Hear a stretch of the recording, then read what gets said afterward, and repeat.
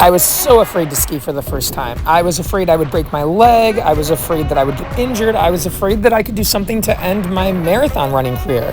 And so I spent years being curious about it, but not going. And finally, in January or February of 2021, I went for the first time. And I learned to ski at Solitude, which is this mountain right here. And I went down this thing called Easy Street and finally got myself on Moonridge, which was a pretty easy green. And I've come back to Solitude a few times in my skiing career, but I've never been to this part of the mountain. I had this opinion or this impression that Solitude was much smaller than it was, and on my last trip, I got to see so much more of the mountain. We went to Eagle Lift, which is runs we're doing off this chair right now. We went to Sunset or Sunrise Lift. We went to the summit of Solitude. There's all sorts of steep runs. There's more technically challenging runs. I fell in love with Solitude. It was so much fun to come back to Solitude and actually ski more of the mountain and see more of the mountain.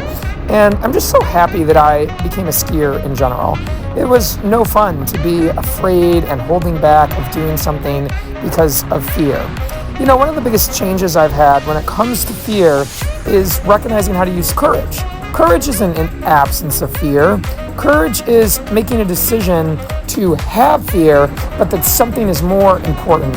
And so for me, it was more important to consider myself a person with a growth mindset, someone that could embrace mistakes and failures, someone that didn't need to be a perfectionist, someone that could learn and try new things, someone that knew that failure and challenge and adversity was okay, that sometimes life is supposed to be hard. It's not always supposed to be easy. I wanted to be a person that believed these things. And so I had to ski. I had to ski because it was more important for me to be a curious person and a lifelong learner and a person that confronts hard things.